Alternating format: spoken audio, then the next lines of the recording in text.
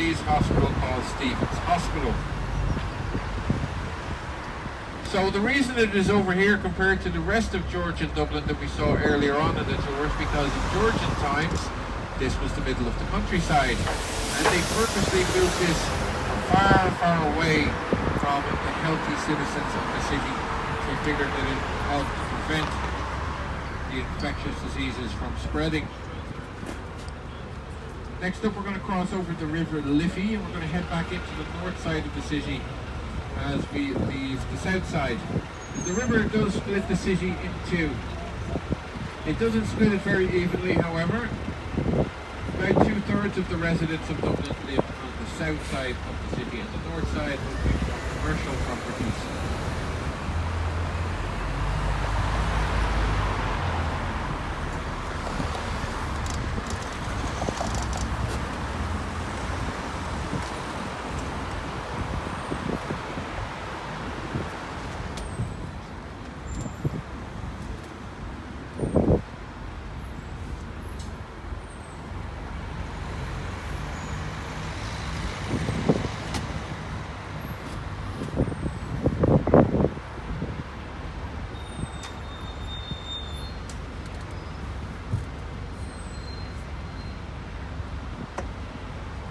This building on our left, so you actually walk through the grounds and out the far side to find Kilmainham Jail.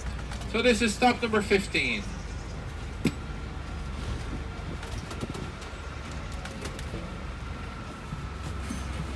Now Kilmainham Jail is to be sold out till the end of the month, so if you do not already have tickets to the jail, you will not get in. They have closed its doors as a hospital, and now it is a modern art museum. Stop number 15 is also the stop for Kilmainham Jail. Kilmainham Jail was never intended to be a political prison, but it definitely ended up being used as one. It's where the members of the 1916 Easter Rising were brought to be executed. We have the entrance to the Royal Hospital of Kilmainham. It happened, as they would say, where Arthur exhausted Olivia with those 21 pregnancies.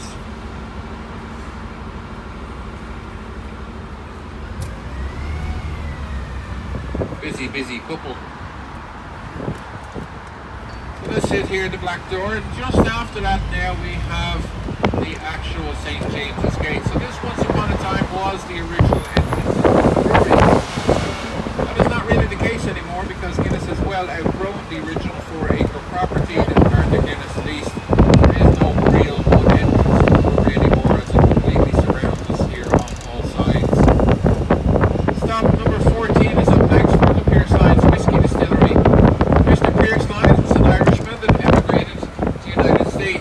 Gentleman. He started an animal feed business and became a billionaire.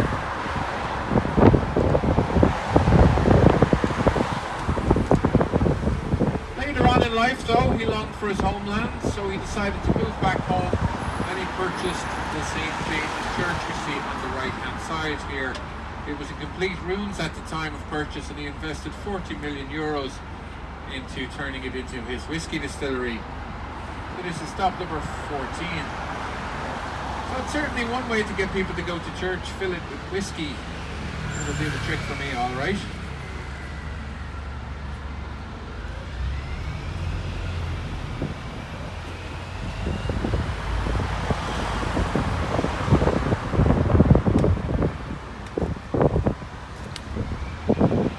So straight ahead of the bus now, on the right hand side of the road there, you can see the stone wall and the black gate.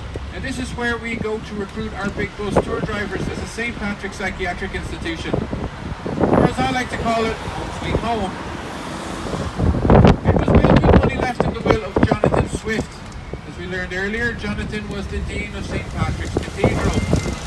And I suppose that what happens to many people is they come here to Guinness, come visit that gate, take their photographs and leave happily thinking that they have seen the St. James's Gate that the area is named after. But that's not it at all. That gate has just been made in the United States. Point in the tour and a very popular stop.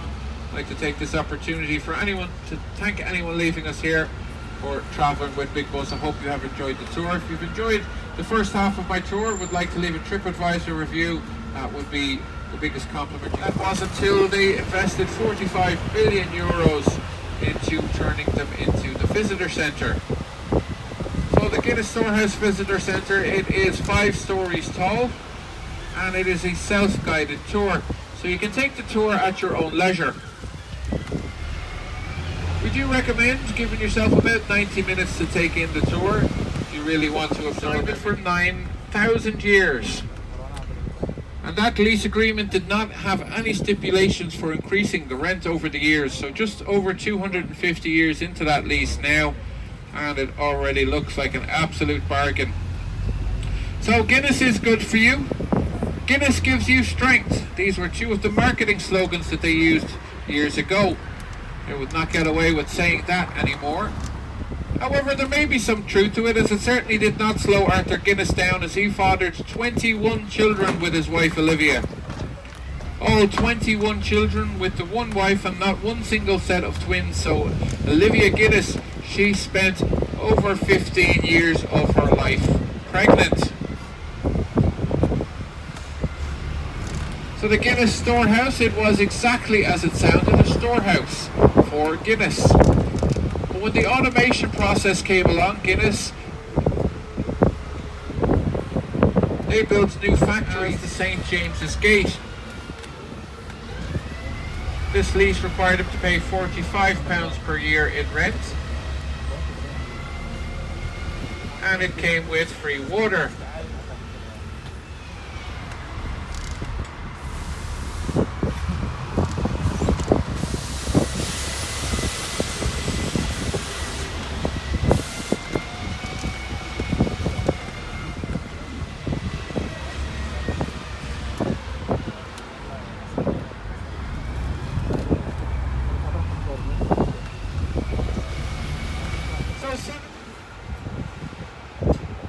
On the way to Guinness, there are a few low trees. You will be absolutely fine in your seat. However, this area got this nickname from the 3 major whiskey distilleries that were in the area once upon a time. Whiskey distilling in this area was a booming business in the 1800s into the early 1900s. But that business took a major blow in the 1920s. It's a very big building up here on the left hand side. It's the only that brick building from head to toe left on the Pond Street. It's a shame though that it is not better maintained, as it's quite a unique building, as it's the only building left on the main street in the heart of the centre. I'm going to head up now into Parnell Square, named after Charles Stuart Parnell. And you can see a statue of Charles straight ahead of the bus there in the middle of the road, telling all the traffic there to turn left. So he is most well known for his attempts at gaining home rule for Ireland. This would have got us back our Parliament building after we lost it in the Act of Union of 1800. So this would have left us with something similar to what Scotland have today. Nag-permis akong video. Dito ko sa Chinese ba? Kao na. 99. Balik daw niya. Yeah. So there's Charles there, with his arm out. On the right hand side, as we turn now, we'll see the Rotunda Hospital. It gets the name from the round building that's attached to the end of it there. So this is the oldest still functioning maternity hospital in Europe. The circular building that I mentioned a moment ago, it is a theatre, and it was built onto the hospital to fund the hospital. So they would put on shows in the theatre, and the profits from the theatre would go directly to the hospital.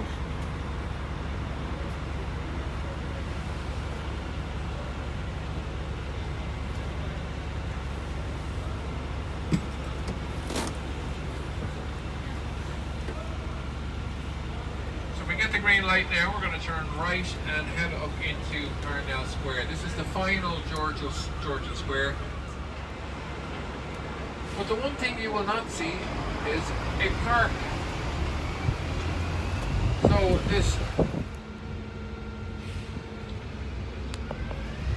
So now we're going to head down into stop. The park would have been ahead of us on the right hand side, just after the entrance here to It is now gone. So stop number 25 is for the Dublin City Gallery.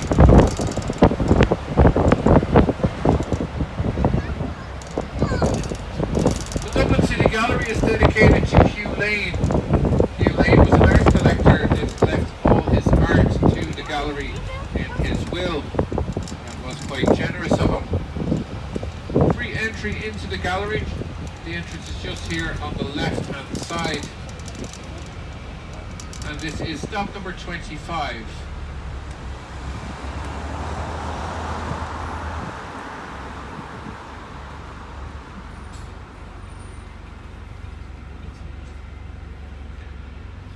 On the right hand side we have the Garden of Remembrance. And this garden was installed back in 1966 for the 50th anniversary of the 1916 Easter Rising. If you are at the front of the bus, you'll see the dedication on the wall there to the right hand side. It says Garden of Remembrance, dedicated to those who gave their lives in the cause of Irish freedom. On the far side it says the exact same thing, only on that side it is in Irish, As Gaeilge. If you are continuing on with your tour, you are more than welcome to stay on board while you wait. If you don't want to wait on board, you can head off and grab tea or coffee and bring it back on the bus.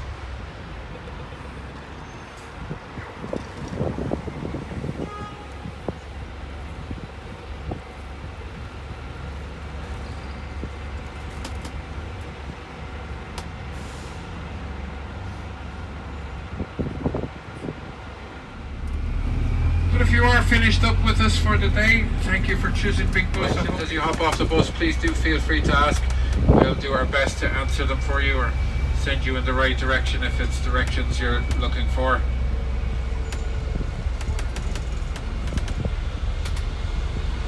So here we go, folks. Stop number 1, as we would say here, Slán lad, the Gurbil about the good, that means goodbye.